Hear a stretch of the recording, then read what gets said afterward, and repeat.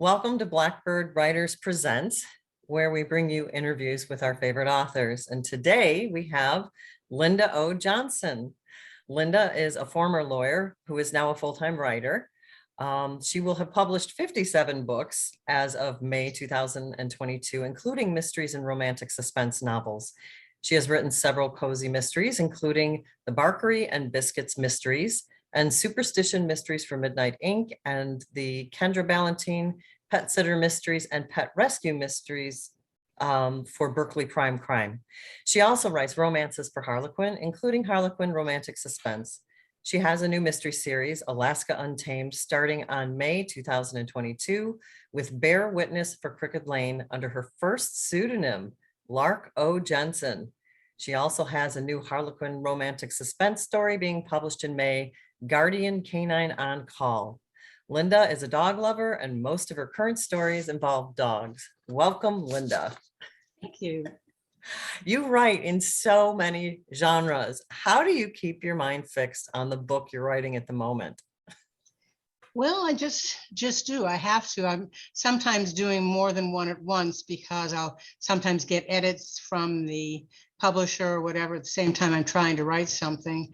But sometimes I have to go back and reread what I just did or whatever, just to put myself back in that character's head, whoever it happens to be.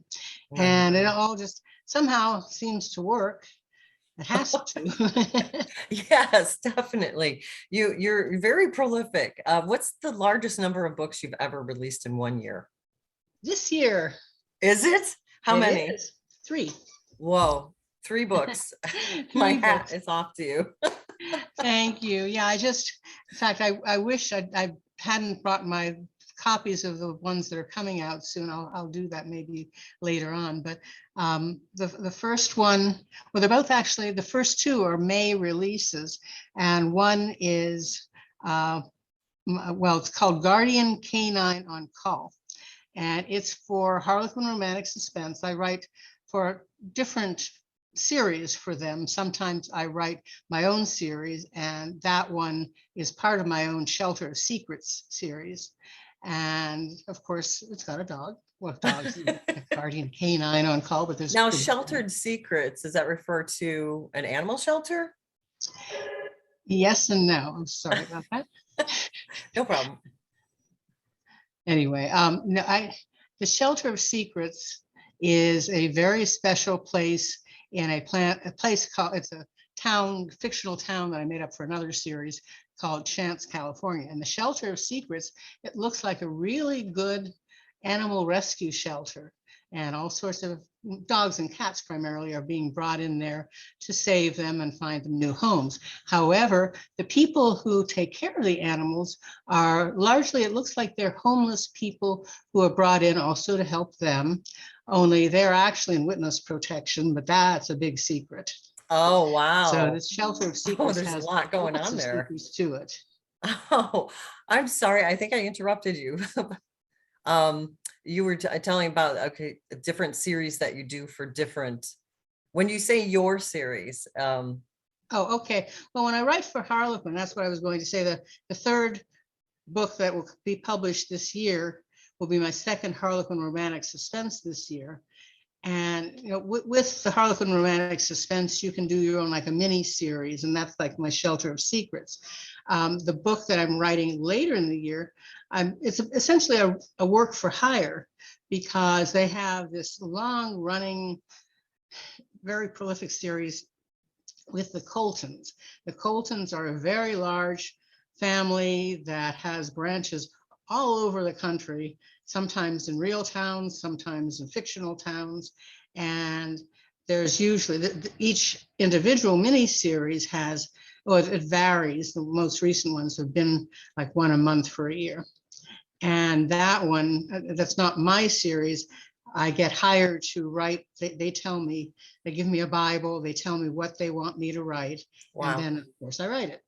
So that'll be my third book this year. Wow. Will be the Colorado's Coltons of Colorado will be my book. And let's see, that one is Shielding Colton's Witness. Wow.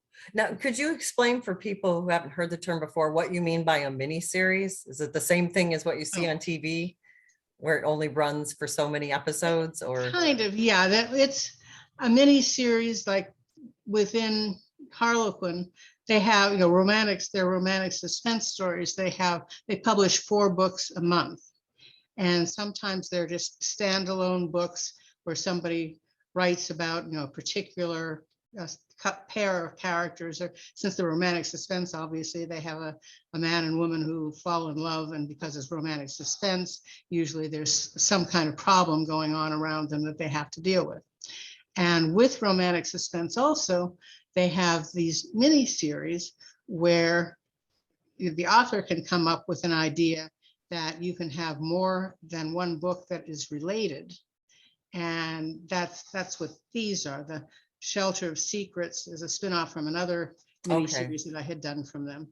And it has, well, this will be the second, and I'm under contract to do, I've already written a draft of one more, and then there are 2 more after that. So there'll be at least 5 in this my own mini series of Oh, Shelter wow. of Secrets. Oh, how fun. I wanted to ask, in your former life, you were a lawyer, and the insurance agencies I worked for in my prior life, one of them insured attorneys, and attorneys have to have like at least 3 methods of tracking everything. Do you think that your time as an attorney, did that influence how you go about writing? Oh, probably. I think it did. I was a transactional real estate attorney in-house for Union Oil Company, which no longer itself exists. The assets were sold off.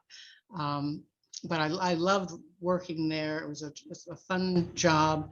And I loved writing contracts and researching them and all. And I think it taught me a lot about, focusing. I did start selling books while I was working for Unical, and I would get up like an hour earlier than I had to head for work, even with little kids around. With my sons were young, and I would spend an hour writing them. And my fellow lawyers, other people that I worked with there, came to know that that was an important thing to me. In fact, my last couple of years there, I lived near, well, Universal Studios, in Hollywood.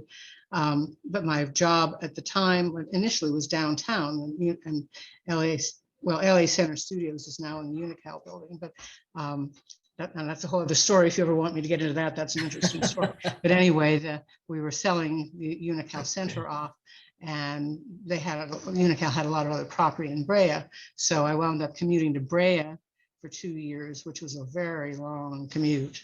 And that's one of the reasons I left a little early. The company is no longer in existence, but it was shutting down then. So I took an early retirement from them.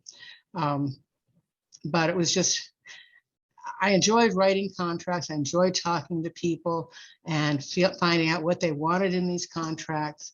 And I have to let you know that I have always said contracts are just another form of fiction. So Good to know. how I did. Yeah, so that's how I got into that. Well, writing, I was always writing something, but I wrote more when I was working as a lawyer.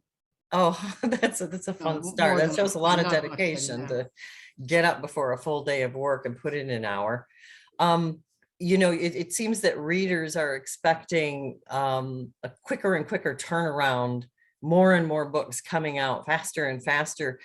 Do you have any tips for writers who are trying to gear up from maybe a book a year or a book every 1 or 2 years to try and put out more books more quickly? The only thing I can really say is, just do it. You kind of come up with your own plan about how and when to write, because it depends on if you have a day job or kids or, whatever, you have to work around that. One good thing is if you can get involved in critique groups. In fact, I had a really good critique group years ago, but it's disbanded. And in a way, I wish it was still around, because it'd be fun to run things by other writers as I was writing them. But sometimes that helps a lot too, to both stimulate you to write, but also to know if there are any changes that will be suggested, whether or not you want to follow them, you can always decide, but sometimes that helps. So Now, that's, your routine before when you were working was to write an hour before work. Now that you're a full-time writer, do you write all day, or do you a lot of people use time blocking? I'm not as good at planning that anymore. I wish I was, but I tend to wind up getting, stuff out of the way before I get down to my writing. So I'm used to writing mostly late in the day, but I'm always planning, and I go to my notes and everything and let my mind go, and wind up figuring what I'm going to be writing. And I always make notes at the end of what I have been writing, or on a separate page, just what's coming next. But I get so much email and junk email and everything. So sometimes I just get that out of the way first, and okay, it's time to write. So you need a clear head before you write. I try. Get rid of all the minutia that comes flying through your inbox. So I wanted to ask, okay, pet rescue mysteries, pet sitter mysteries, Barkery and Biscuit mysteries. I mean, I know that you're a dog lover, especially of Cavaliers. Mhm. But I mean, even your romances some of them involve people who shift into animals. So Yes. is this by accident, or is it requested by the publisher, or are you just able to write what you love? Well, kind of a combination. It's not requested by the publishers, but they sometimes will buy my stories, because they know that I've written about, largely about dogs, and which is, great with me. I do it because I love to do it. And the proposals that I come up with for new things very often include dogs, and as much as possible. And I try, and the books that I do for hire for Harlequin rarely have dogs. Pretty much everything does at least have a dog in it, if not more. And just because I love to write about dogs, because I love to Sneak be one in around there. dogs. Your Alaska Untamed Mysteries is, as we said, going to be your first pseudonym, Lark O Jensen. How do you feel about using a pseudonym, and what made you decide to use a pseudonym? I was told to. Okay, well, that's a good.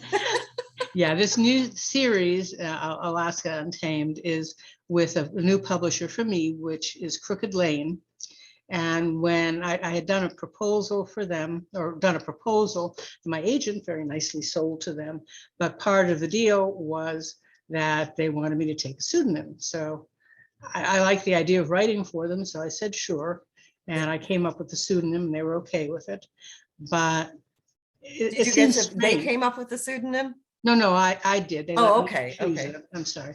And that's one of the reasons. But the good thing about it, one of the good things about it is that I'm allowed to say, it's not like it's a whole different person, and I'm not allowed to let anybody know Yeah, who that person is.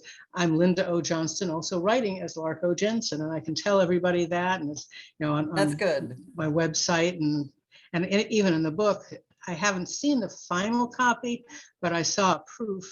And I think it's very interesting that Lark O. Jensen has the identical biography to me. Your readers will probably notice. Probably. But that's hysterical. I just it's a good pseudonym. I like it. It's Yeah, very. I figured it would be, people who are aware of Linda O. Johnston might just think of when they hear of Lark O. Jensen. Gee, are they related? Yeah, might put two and two together. Now, can you tell us more about the Alaska Untamed Mysteries?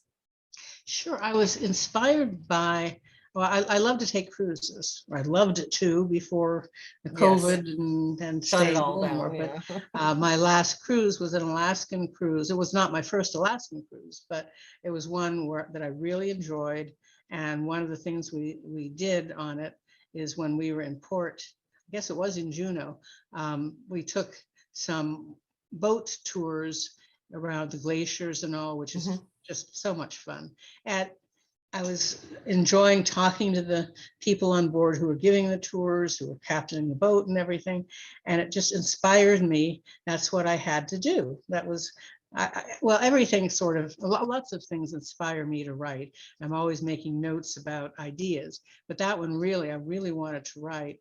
And so this story Well, the series is about a woman who is a naturalist, and she's a tour guide in Alaska. And she gives tours off a boat, like what I enjoy, what kind of inspired me. Only somebody, well, long story with this first book, somebody discovers, well, apologies, my heroine notices somebody is missing from one of the boats that she's giving a tour on. And next boat out, his body is discovered in an area they'd gone offshore. So that was kind of, that part wasn't my inspiration. That was my imagination. Oh, wonderful.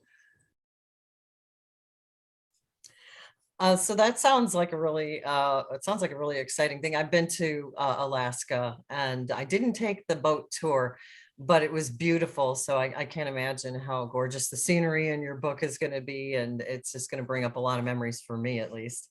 And lots of wildlife, of course. Oh, yes. My naturalist is going to be pointing it out. The thing was, I also, when I came up with this idea, I figured I would be able to go do more research in Alaska. Well, someday I hope to go back there, but I have another book I'm writing right now and haven't been able to go back for more research, but oh well. Well, that's funny. That's leading right into my next question for you is, what are you working on now? What's next for you? You've got those 2 books coming out in May. What's on your table right now? Well, as I mentioned, I do have another Well, the Harlequin, Colton. the Colton book coming out later in the year. I'm now working on the second of the Alaska Untamed Mysteries. And that'll be a little bit different because it's Alaska and it's going to be several months later, because I don't think my character is going to keep finding the bodies on the boats or near the boat too close together, at least. Yeah. So this one is going to be at a wildlife sanctuary that she volunteers at. Oh, very cool. But the second book in the series, and hopefully, I started writing it. I think it's going well, but I wished that I had been able to go back and visit some sanctuaries that are actually there. But I do a lot of research, and we saw a lot of wildlife while we were there. So Yeah. hopefully it'll work out okay. Well, hopefully you'll get back. Oh, you'll be able to take another tour, because Alaska is so I would love gorgeous. to. It's And more cruises as well. I enjoyed other ways too. The cruises are always fun. And then, as I think I also mentioned, my own mini series for Harlequin. There's another one that I'm finishing up, the first manuscript. I'll have to send off to my editor there soon, and I have 2 more that I will then be over the next couple of years that I'll be writing. wow, you are a busy lady. Yeah, it does. It's a good thing you love what you're doing. Oh yeah. Very good. Can you tell people where they can find you online? Sure. I'm not sure I've got I mostly, my website is just www.lindaojohnston.com. And I'm very active on Facebook, but I don't have a writer page there. I just have a regular page, but friend me there and I'll be delighted. And that's pretty much it. I'm not active on other types of social media so much. We're not going to see any TikTok videos. No, not of me. But No. and people can always there on my website. There is an email address where people can, if they're interested in just contacting me, I'm fine with responding. So they can contact me just by email if they want as well. Okay, wonderful. Just a reminder to people that both Bear Witness and Guardian Canine on Call are both available for pre-order right now. I know Bear Witness is. I wasn't sure about the Guardian Canine on Call. It probably is. I've gotten my author's copies of that one, but not of Bear Witness yet. Okay, well, Bear Witness for sure is available for pre-order right now. Thank you so much, Linda, for joining us on Blackbird Writers Presents. And you can see this interview. It will be on the YouTube Blackbird Writers channel, and you can also find it on blackbirdwriters.com. when it's posted. Thank you again, Linda, for being with us. I've really enjoyed Well, it. thank you for the interview. This has been fun.